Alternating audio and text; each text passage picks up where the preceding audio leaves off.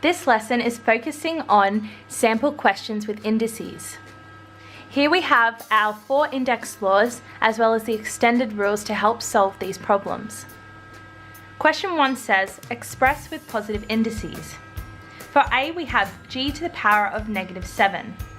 To express this with a positive indice, we must follow one of our extended rules, where a to the power of -n is equal to 1 over a to the n. So following this layout, we can write that this is equal to the inverse, so 1 over g to the positive 7. B, in brackets we have c times d squared, close brackets, to the power of -4.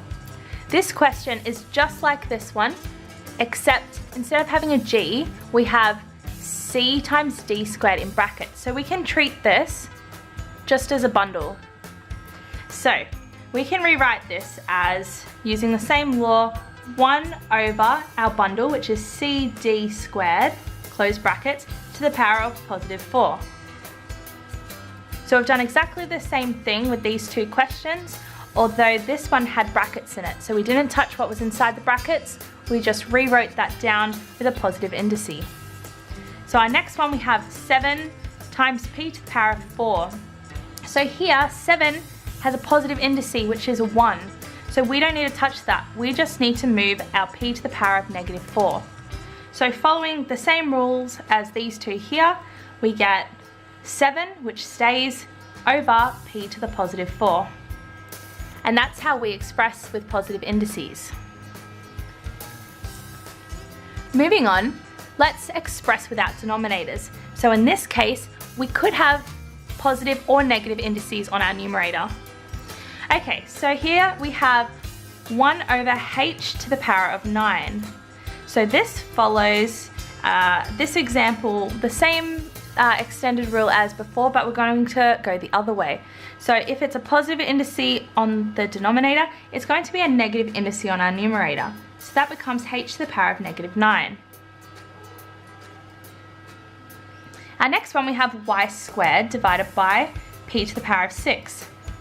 So we're going to move that p to the power of 6 onto our numerator, and to do that, we follow the same extended rule where we have y that's going to stay there. Y squared stays on the top because that's already on the numerator, and we're going to move our p to the power of 6 up onto our numerator, and that becomes a -6. C, we have 3 times k to the power of -3, all divided by p to the power of -1. So here we follow the same rules. So 3k to the -3 stays on our numerator, and we're moving b to the -1, which is on our denominator, up to our numerator, so that becomes b to the power of +1. But we can leave that +1 off. I'm going to rewrite this one because we generally, and I'm going to rewrite this one, we generally write our variables in alphabetical order. So this will become 3bk to the -3, and this one will become p to the -6 times y squared.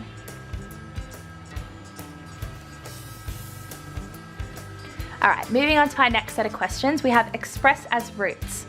So here we're going to look at our third extended rule. So we have y to the power of 3 over 5. So our 3 is like p, and our 5 is our q.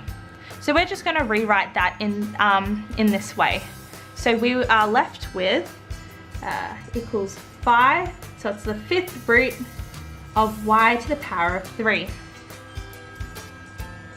So this question here is exactly the same, although the fraction is given in a mixed number. So just a little side note, 2 and 1/3 is the same as 7 over 3.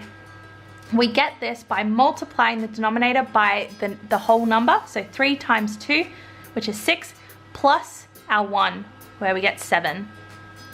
So we can rewrite this as 8 to the power of 7 on 3, and then following the same rules with p and q, with our rules down here, we get the cubed root of 8 to the power of 7. Our next example, we have p to the power of -3 in brackets to the power of 1/5. So here we need to deal with the negative indice first. So to do that, we follow our second extended rule, and we're going to put that into a positive form. So in brackets, we will have 1/p to the power of 3, and it's all still to the power of 1/5. So rewriting this, we get 1 to the power of any number is still going to be 1. So we only need to apply the third rule to the denominator. So we will get 1/, the 5th root of p to the power of 3. There we go. Okay, question number 4. Express the following as powers. So we're going to use the same idea as extended rule number 3, but we're going to go the other way. So we're in this form and we're going to go into this form. So the square root of 5 is the same as saying 5 to the power of 1/2. Remember, square root, square means 2. Cubed root, cubed means 3. But with our square root, we don't need to write the 2 in. So it's 5 to the power of 1/2.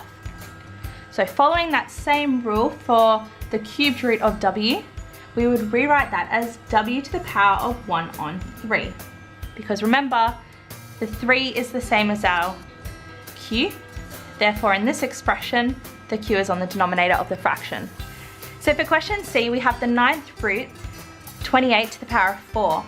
So we follow the same rule as our extended rule number 3, and this becomes 28 to the power of 4/9. So our last set of questions, for number 5, we have simplify and express with positive indices. For A, we have 4 times y to the power of -5 times 3 times y to the -4. When doing questions with coefficients at the front, they follow the same rules as multiplication or division. So we multiply the 4 and the 3, and then our indices follow index laws. So we have y to the -5 minus 4. This then becomes 12, and then we have y to the power of -5 minus 4, which becomes y to the -9. We always want to express our solutions with positive indices, so we need to follow our rule, our extended rule, which is number 2, and we're going to rewrite it. So we get 12 over y to the power of 9. And that's how we leave our answer. B, we have 4 times j to the power of 5 times 3 times y to the power of -4 divided by 10 times j to the power of 7. So it's the same rule, so we can multiply or divide our coefficients. So we have 4 times 3 divided by 10 for our coefficients. And for our variables, we have j to the power of 5 minus 4. And then because we're dividing, this becomes a -7. This then becomes 12j to the power of 5 minus 4, which is 1, minus 7, which is -6 on 10. We can simplify our coefficients because there's a common factor, so we can divide this by 2 and we get 6, and divide this by 2 and we get 5. So we get 6j to the -6 on 5, and then we need to always leave it in positive indices, so the j to the -6 comes down to the denominator. So 6 over 5j to the power of 6. Our last answer, the last question, we're going to follow the same method. We're going to group our coefficients and then group our like terms. So I'm just going to go ahead and simplify first because I think that will be a little bit easier. So I'm going to simplify, I'm going to divide the top and the bottom by 2. So getting rid of that 2, 4 divided by 2 is 2, 8 divided by 2 is 4. So I'm going to rewrite that and group my like terms. So I have 4 times 2 times, now I'm grouping my like terms, v to the negative 4, and I'm going to look for the rest of my v's, plus 10, because they're multiplied, minus 1, and it's minus negative 6, so that becomes a plus 6, times w, let's group our w's now, so we have 2 minus 8, again it's minus negative 9, so that becomes a positive 9, minus 3. So this becomes 8v, so we have negative 4 plus 10, which becomes 6, minus 1, 5, plus 6 becomes 11. Then we have w to the power of 2 minus 6, which is negative 6, plus 9, which is positive 3, minus 3, which is 0. So any number to the power of 0 here is we get 1. So that's our answer, 8 times v to the power of 11.